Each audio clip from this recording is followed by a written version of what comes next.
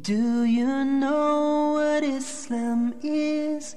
It's a way of life for all. It is taught in the Quran for big and small. A way of life, a way of life, a way of life, a way of life. Islam is a way of life, the next complete way. Assalamu alaikum, brother Zakir Naik. Educated people does not believe the Qiyamah, the last days, which is judged by Allah. Obedience of Allah goes to heaven, disobedience, that is sinners, goes to hell. The brother posed the question that educated people don't believe in Qiyamah, the day of resurrection, and life after death, etc., that the world is going to end, etc. So, how will you prove to them logically or scientifically about Qiyamah, about life after death, etc.? Brother, one way, as I said earlier, that if 80% of the Quran has been proved to be 100% correct, and the remaining 20% is ambiguous, my logic says that even this 20% will be correct. That's the answer I gave earlier. There's another way you can prove to these educated people. I'm asking them a simple question. You ask them a question, is robbing good or bad? Robbing, is it good or bad? The brother is saying it is bad. Is raping good or bad? Bad. The brother is saying it is bad.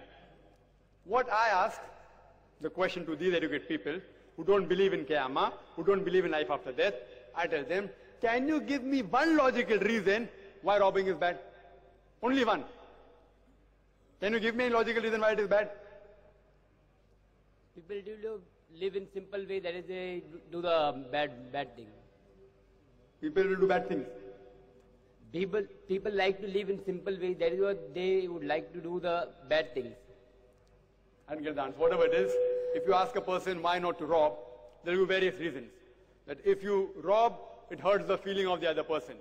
See, I'm telling you, I am a smuggler. Suppose I'm a smuggler. You prove to me why robbing is bad. See, I'm not bothered whether it's harming the other person or not. No one can harm me. If I rob, if I take out 1,000 rupees from the wallet of a man passing by, I can go to the bar, I can have dinner, I can have lunch, I can go to a movie, I can enjoy life. It is good. Why it is bad? Some people say, if you rob someone else, someday someone will rob you. No one can rob me. I am a mafia. I have, just an example, I am a mafia. I have got 1,000 bodyguards, all with AK-47. All with AK-47. No one can harm me. I can harm them. I have got 1,000 bodyguards, all with AK-47. No one can harm my family. My family is guarded. I want to ask the question, you prove to me robbing is bad.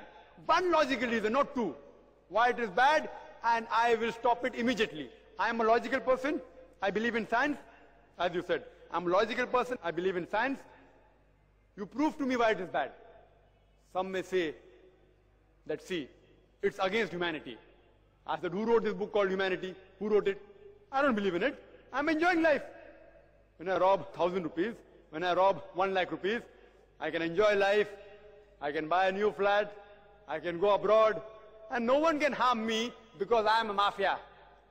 Some people say, the police will catch you and put you in the jail. I say, I've got the police in my pocket. I've got the ministers in my pocket. And we know that.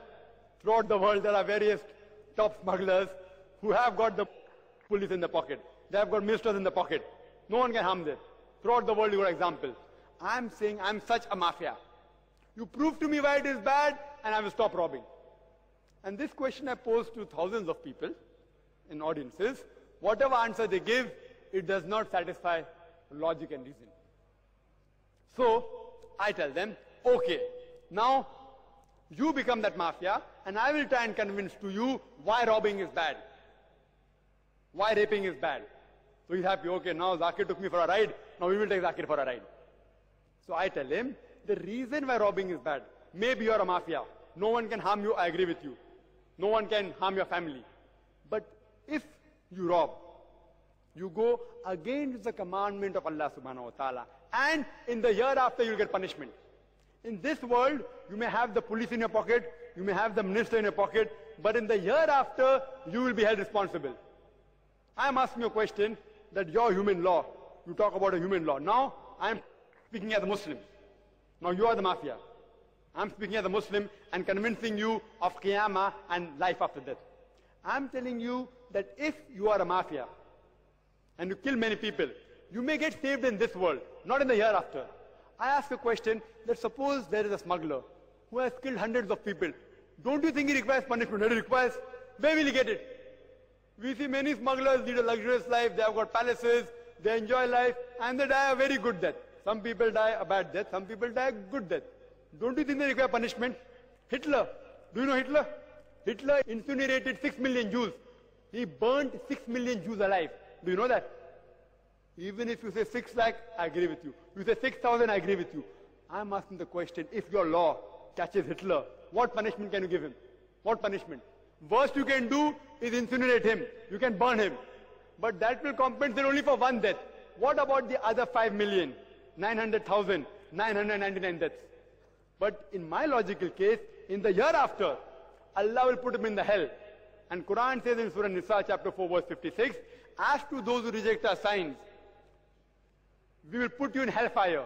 And as often as your skins are roasted, we shall give you fresh skins. So if Allah wants, He can burn Hitler 6 million times. He can even burn Hitler 12 million times.